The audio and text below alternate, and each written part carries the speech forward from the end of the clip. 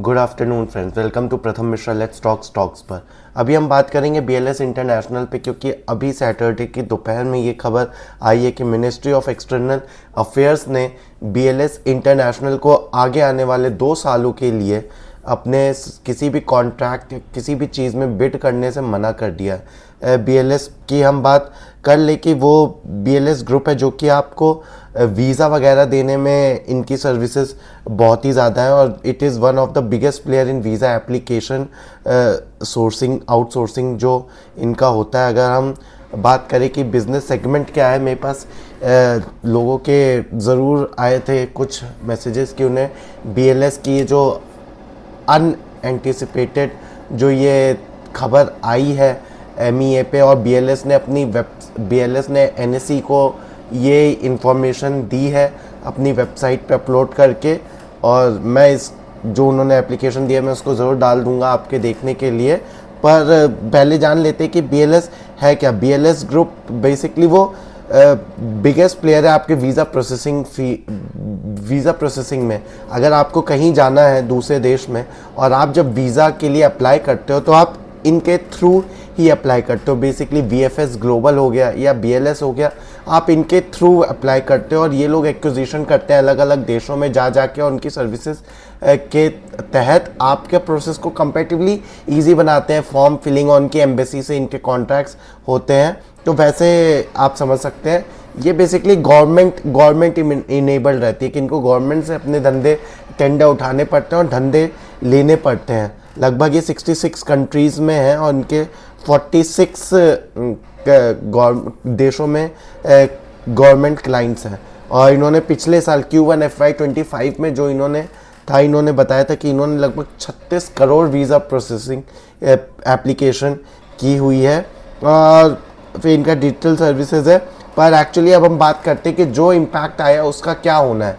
अगर हम देखें लगभग बीएलएस इंटरनेशनल लगभग 14,000 करोड़ की कंपनी है, 24 के पी पे ट्रेड कर रही है। रिटर्न ऑन इक्विटी इनका बहुत ही अच्छा है, 34% का है। मतलब इनको कोई भी शेयर डाइल्यूट, मतलब अगर हम देखें तो पिच परफेक्ट ये शेयर दिखता है हर चीज़ में। जब तक ये इन्फॉर्मेशन नहीं आई थी हमारे पास कि 24 का पी है, 35 का आरओई है, 30% का ग्रोथ चल रहा है, मतलब इससे अच्छा आप कुछ नहीं मांग सकते हो। मतलब 1 से कम का पेग रेशियो आपको मिल रहा है। पेग रेशियो होता है पी रेशियो डिवाइड बाय आप जितना अगले 1 साल में ग्रोथ आप एंटिसिपेट कर रहे हो, तो 24 डिवाइड बाय आप 1.3 करेंगे, so it basically accounts to like 2018 का पी पे आपको ये स्टॉक मिल रहा था एक किस्म से 1 साल फॉरवर्ड पे।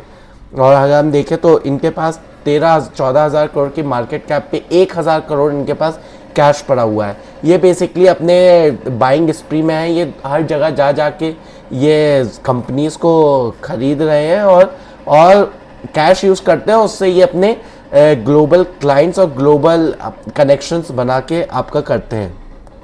और अगर मैं इसको थोड़ा सा और देखूं तो जो government MEA ministry of external affairs ने ये बोला है कि जो कॉन्ट्रैक्ट्स इनके अभी भी चल रहे हैं वो तो चलते रहेंगे, पर अगले 2 साल के लिए कोई बिडिंग नहीं कर पाएंगे, विच मीन्स कि बाकी कॉन्ट्रैक्ट्स इनके चलते रहेंगे।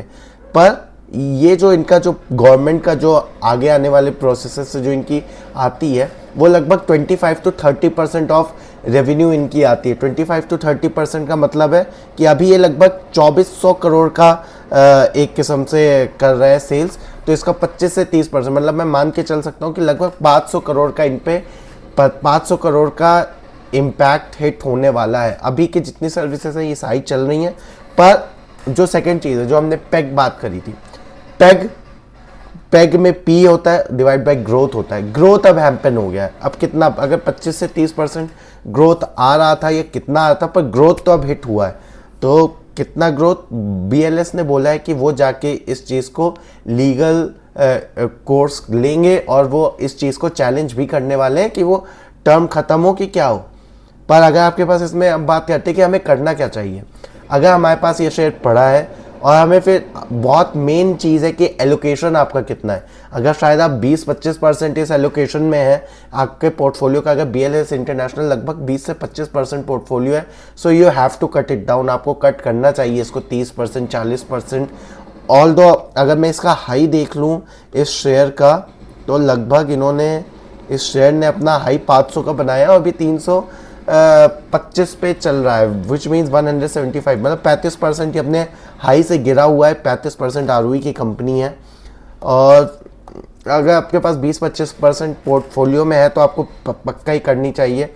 आपके पास अगर किसी भी रेशियो में है, किसी भी परसेंट पोर्टफोलियो में, एक इनका बिजनेस मॉडल पे तो अभी हिट आया है, पर ये शायद चीज़ रीस्टोर हो जाए, कोई ऐसी परमानेंट चीज़ नहीं है। इसको शायद मैं ड्रीम फॉक्स से नहीं कंपेयर करना चाहूँगा कि ड्रीम फॉक्स में तो पूरा ही उनका बिजनेस चला ही गया, या फिर कि उन्होंने, अदानी ने बोला कि हम अपने चालू करेंगे तो आपको जाना पड़ेगा, तो उसमें तो पूरा ही 100% हिट हुआ है। इसमें 2 साल के अभी चलते रहेंगे, ग्रोथ पे हिट हो गई है कि ग्रोथ क्या सीन है।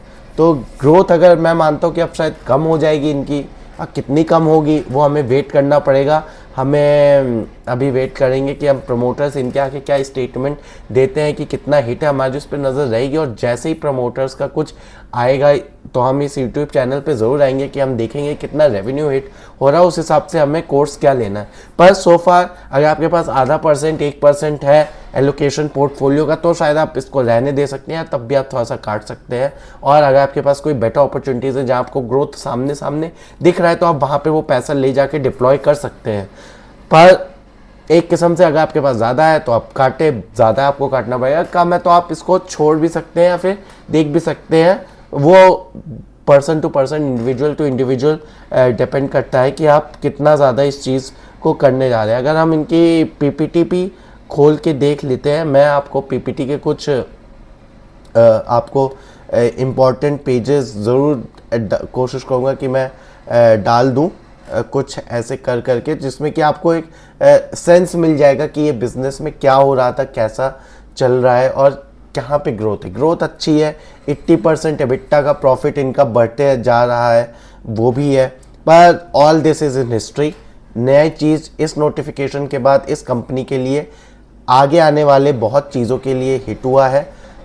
ग्रोथ सेंटिमेंट हिट हुआ है। मंडे को मार्केट हमें देखना पड़ेगा। मंडे को US में जो टैरिफ की खबर आई है उसके कारण जो US गिरा है, वो भी चीज़ इंडियन स्टॉक मार्केट अभी डाइजेस्ट करेगा, उस पर भी रिएक्ट करेगा। और उसके बाद फिर BLS इंटरनेशनल को जो एक हिट जो कि H1B वीज़ा के बाद मिल चुकी है, काफ़ी हिट मिल चुकी है, एक रीजनेबल वैल्यूएशन पे था। अब हम देखते हैं कि कितना ग्रोथ बचता है इसका, कितना ग्रोथ बचता है। 25-30% जो इनका आ रहा था, बाकी ये शायद अलाउड हो क्या ना अलाउड हो वो चीज़ हम देखते हैं, पर कि कितना ग्रोथ बचता है कि नहीं बचता है, उस हिसाब से फिर हम अपनी कॉल लेंगे। So thank you so very much सुनने के लिए। और आप ज़रूर लाइक करें, कमेंट करें, सब्सक्राइब करें, और कुछ भी डेवलपमेंट होता है हम ज़रूर इस चैनल पे लेकर आएंगे, पर उसके लिए आप ज़रूर सब्सक्राइब कर लें और बेल आइकन ज़रूर दबा दें। Thank you so very much.